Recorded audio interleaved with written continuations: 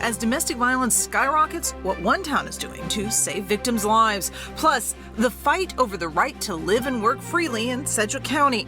But first, the shows of support these candidates hope will win your vote for governor. That's what we're talking about right now on Kansas Week.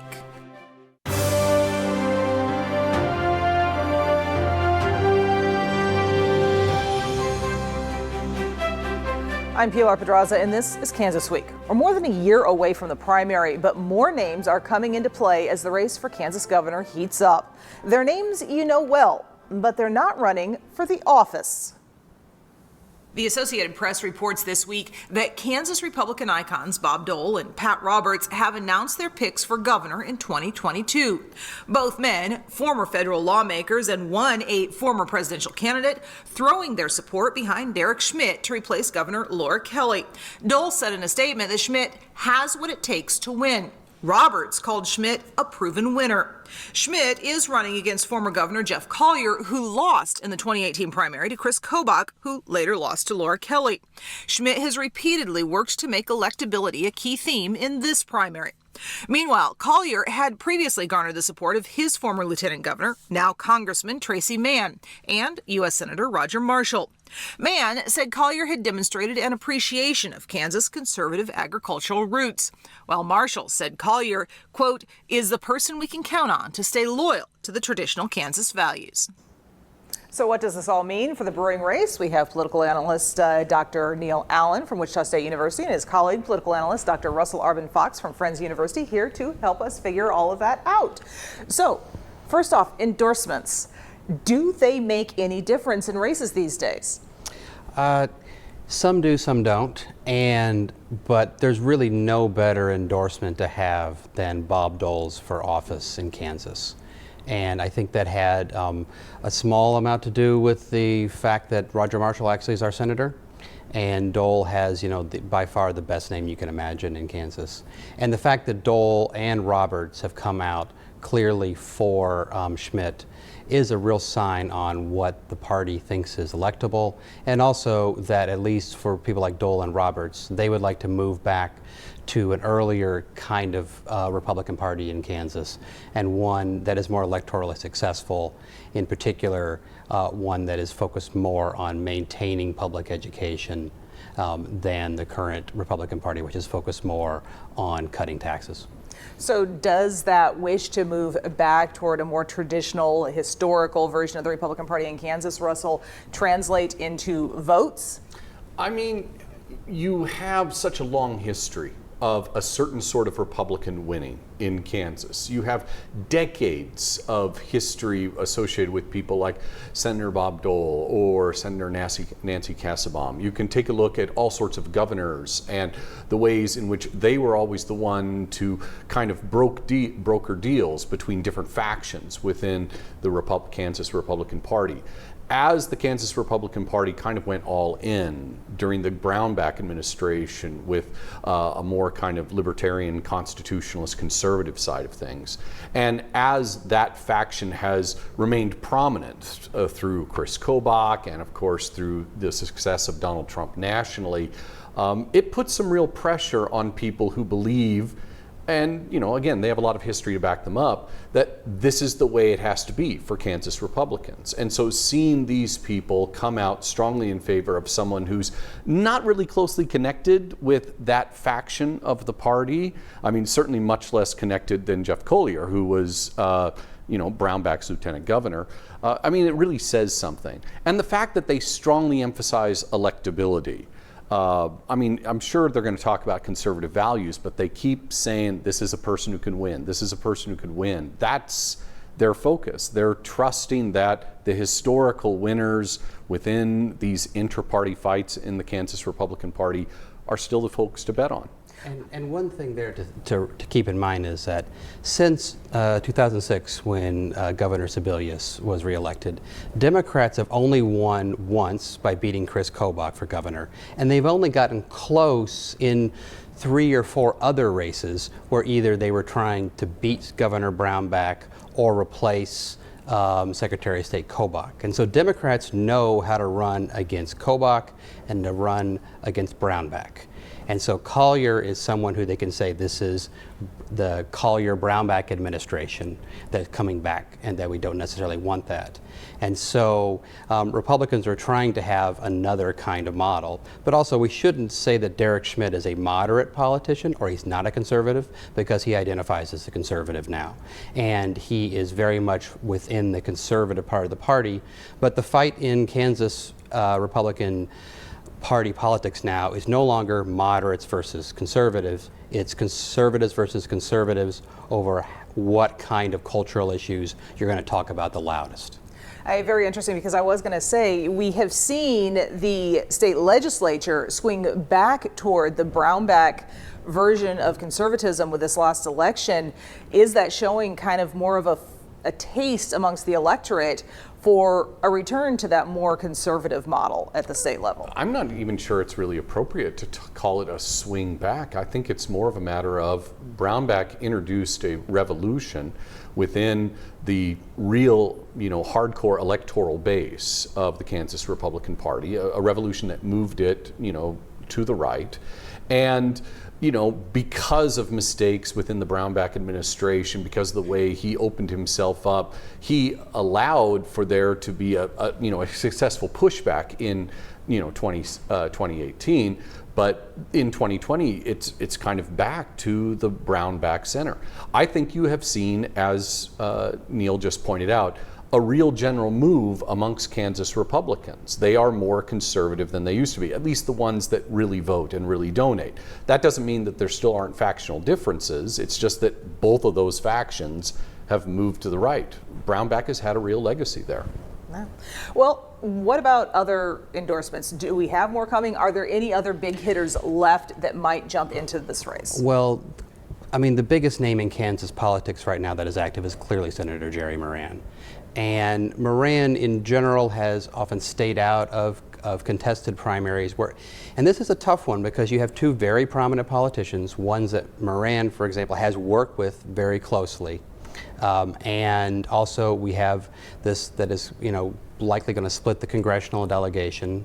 And so, that's a tough spot for Moran to be in, particularly in that you probably think that Schmidt is the front runner right now, or the favorite, but Collier is strong and also seems to be anchoring himself on the social and cultural right, and that's a good spot to be.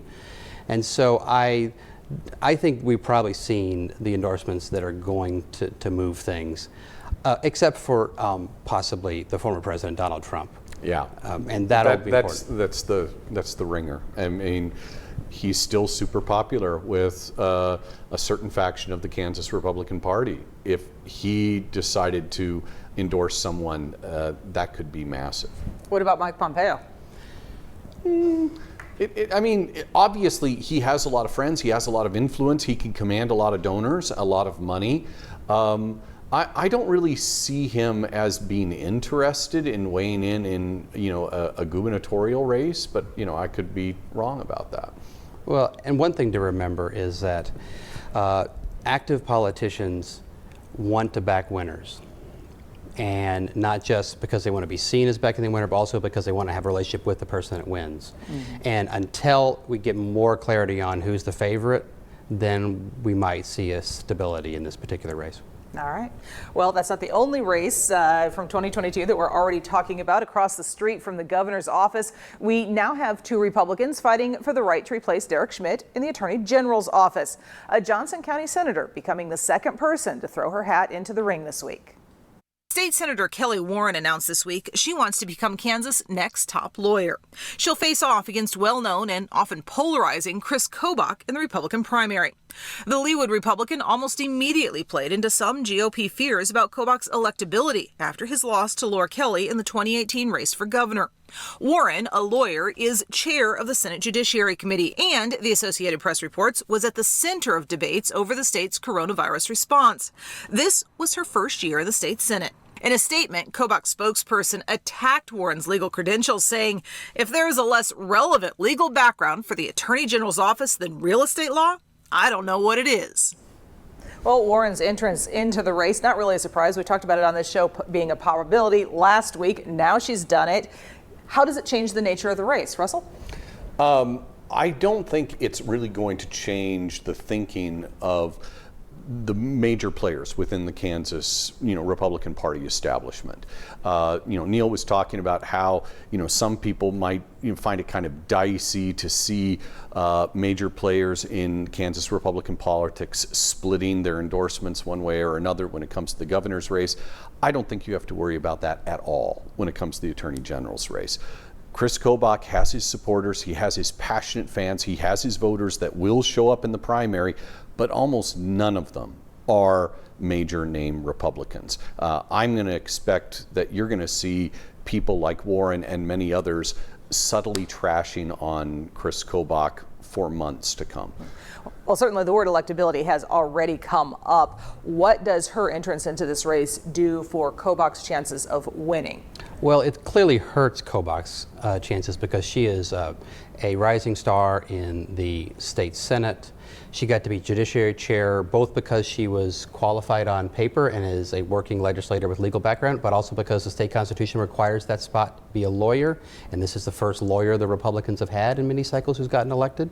And so she had that job by default. She's going to be connected to really important things in the legislature next session, particularly critical race theory legislation that's probably going to go forward. But this tells us something about the Republican Party and in some ways American politics in general, to compare her to Derek Schmidt. So the ideal kind of candidate to stop an outlier, likely loser like Kobach is somebody like Schmidt was 8 years ago. A leader of the state Senate, well-liked by pretty much everybody in the party, good relationships with prominent Democrats, a lawyer who had worked in government and outside of government law for a long period.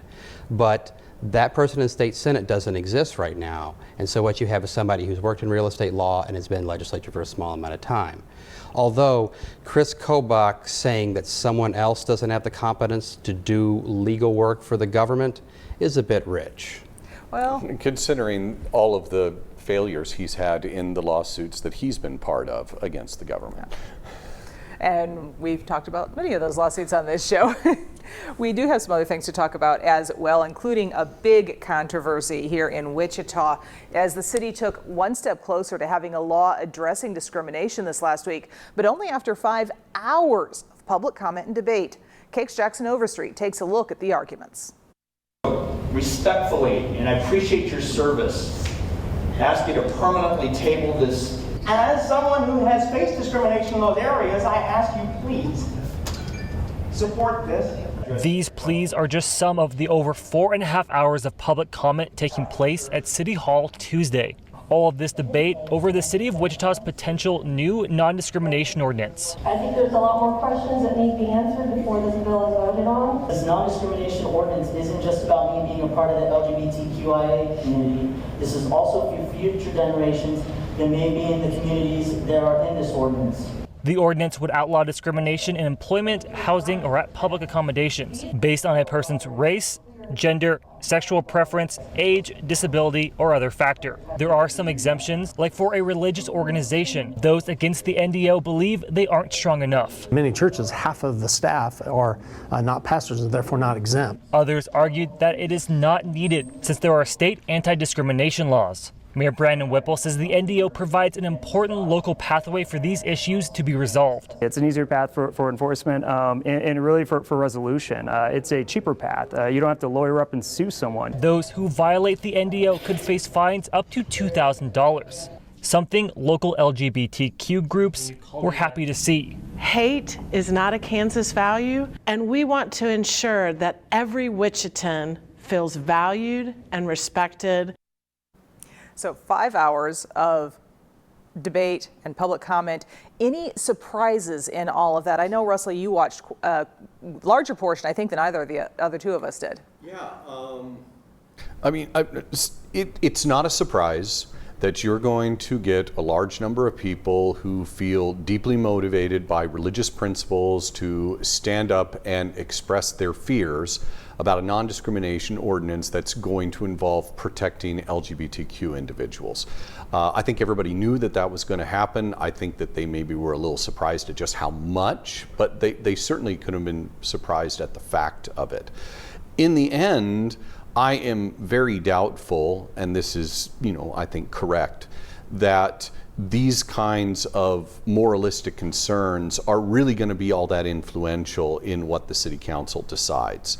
I think most of the people on the city council are more concerned about process. Has there really been enough time to properly vet this? Have we gone over all the legal ramifications enough? And, there's also some concerns about substance. As was referred to, obviously this is going to involve just, housing, employment, and a few other areas. But then you got gray areas like a church that employs janitors or referees at their softball games. And those things are going to have to be hammered out. But I think those are the concerns that are going to matter. Even though you definitely have large numbers of Wichitans who might want to take a moral stand against this sort of thing, I think broadly speaking, those sorts of concerns aren't going to carry the day. I think one thing I found interesting was the argument that we don't need one in Wichita because we already have state level laws. It was kind of the same argument that I ran across as I was doing my research for my master's thesis in history in the fight over fair housing laws in Wichita. That was brought up. We already have a state fair housing law. We don't need one in Wichita. Oh, right. And also to get even deeper into archival work that I also do in my work, I look at what people in Kansas and other states thought about the Civil Rights Act of 1964. And Kansans often, when they were writing to their representatives, like Bob Dole, for example, they would often say, Kansas already has a non-discrimination law, which was a pretty good one at the time, and so we don't need a federal law. And think about just the pandemic in the last year and a half we've gone through, that if something really needs to be done, it's sometimes hard to get a government to do it because we're doing lots of other things. And also there's symbolic importance because Wichitans will now know that these are protected groups. And it's not just about LGBTQ individuals, it's about people based upon race, ethnicity, gender.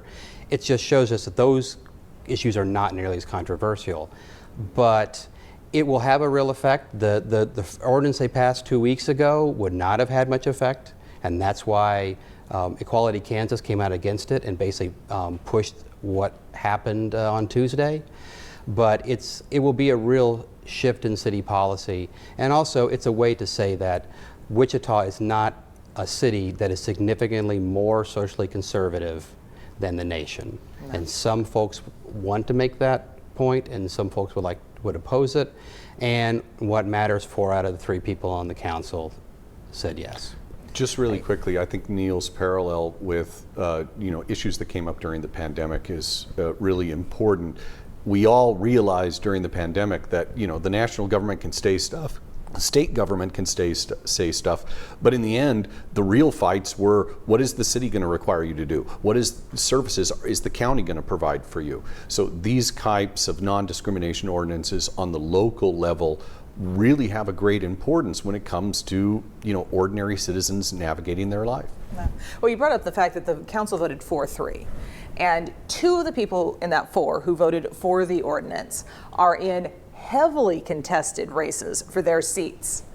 One has 5 opponents, the other one has 6 opponents. How much do you think that perhaps played into decisions made this week? Well, it might, because, and I'm actually skeptical about Councilwoman Claycomb being vulnerable. Clearly there's a big push by Democrats to defeat her.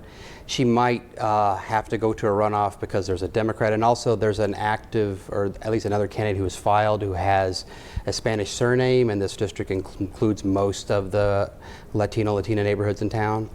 But it makes sense for that to vote there, although Councilwoman Claycomb has expressed support for this in the past. The more interesting one is Jason Cirillo, who himself is a gay married man. He got appointed to the council mainly because of support from core Republicans in the community, and he switched his vote from the from saying no to the first weak ordinance to yes to the current strong ordinance. But I think it makes him much stronger in his district, and also just shows you that Wichita is a different place than it was 20 years ago. All right, we're going to leave that there because we got two other things to talk about still. A new study from the University of California shows that cases of stalking and domestic violence have skyrocketed over the last year. Now, a team with Wichita Police Department is working to do something about it. KAKE's David Scott shows us how. At any point in time we feel like there is a client being tracked in any way, shape, or form, we do have a partnership with a local provider here in town that helps us to locate GPS devices. That was the cruel reality one Wichita woman faced earlier this year. Police say she was being stalked by 57-year-old Ed Harrington, who she knew. Investigators say he attached a tracking device to her car. Wichita police say this is not a new problem, but the department is attacking it with a relatively new task force called Divert. We hold these offenders accountable, and we watch their every moves when they get out of jail. We make sure that they're in compliance with their protection orders and their conditions of their release. Divert stands for Domestic Intervention and Violence Reduction Team. It began in September of last year to combat stalking and domestic violence during a time where numbers spiked in these crimes. Ed Harrington has been arrested and charged with stalking, car burglary, and violating a protection order. The Divert team says there are a number of things you can do to avoid being a victim. Just to be aware of their surroundings, use the resources around them, their support system, victim service providers, Wichita Police Department, to really take a look at your vehicle to see if there's anything unusual. Carrie McGregor also says people should change usernames and passwords frequently and avoid having unnecessary apps on their phone. And if you feel like you are being stalked or watched, don't be afraid to reach out to local authorities or the Divert program. If you are a victim of domestic violence, we are here for you 24 hours a day. I think probably the thing that I find most interesting about this was the emphasis on technology and how it has really changed things and perhaps played into, we've had a steadily rising problem with domestic violence in the city for the last 2 or 3 years at least. Mm-hmm.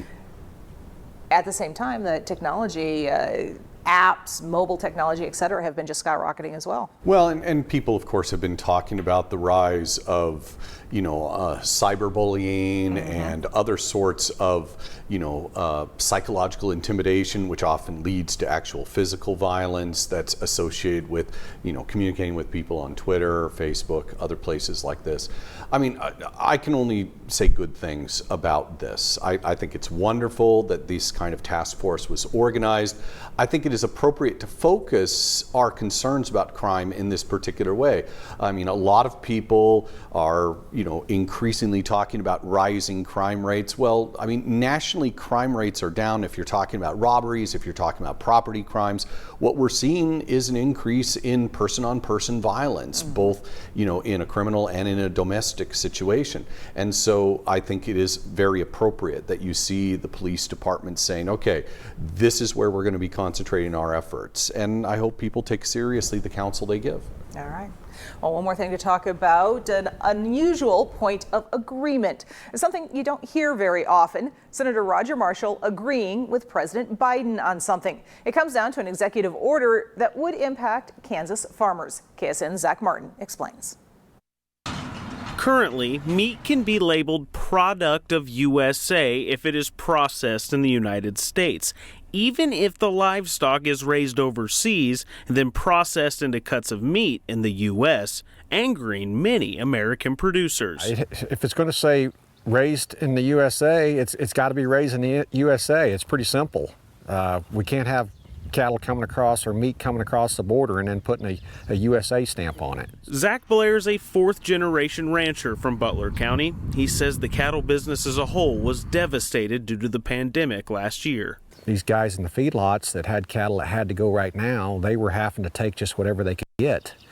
And so they were taking huge losses. The central issue is this. We have 4 packing plants that control about 90% of the meat processing in America right now. Whenever there's that type of consolidation of industry, someone's going to get hurt by it. Senator Marshall believes this executive order would give producers more leverage in negotiations with big processors. But I do think that this executive order is going to help Kansas farmers and ranchers. But he says there also needs to be permanent legislation sooner than later. We recently had a hearing on this issue so we can craft legislation to solve the problem. Here for you, Zach Martin, KSN News 3. So this unusual point of agreement, what does that tell us about how important this particular issue is, at least in the 1st District in Kansas, if nothing else? Well, this kind of harkens back to a previous time of bipartisan cooperation. And the Ag Committee in Congress, which Marshall served on in the House, and agricultural policy in general has long been the place of the strongest bipartisan cooperation. And the issue here is a lot about concentration of feedlots and of the buyers of cattle and pigs, which then also has a big effect on the market for things like corn and soybeans. And I happen to be the son of a farmer who's currently farms the same land that Allens have been farming since 1868. Nice. And some of the success of the Allen operation is likely due to the fact that the federal government broke the power of the monopolies on shipping, on running grain elevators, and also involving just the buying in general of cereal grains. And so we've now evolved a situation that is in some way similar on the issue of the feedlots. And but when we think about the politics of this, I think legislation will be very difficult, because also it used to be that you had a lot of Democrats who were from rural areas, or had a lot of rural areas in their district, who could be counted on to vote for bills that either spent money or maybe were just taking time in Congress away from what they wanted. But now we've sorted ourselves out. There's less rural representatives in general. But I'm hopeful that if we're going to get back to bipartisan cooperation, it's going to come through the farm and not through the craziness of our urban areas like there was this January. All right, some very interesting points there from someone who has lived them. Well, thank you so much. We are out of time. Neil, Russell, I appreciate your time here today. I hope you also have enjoyed our discussion. We'd also like to thank our news partners at KSN News, Cake News, and the Wichita Eagle for sharing their materials with us. We'd love to hear what you think or your ideas for future shows. Just email us at kansasweek@kpts.org. For now, stay safe and have a great week.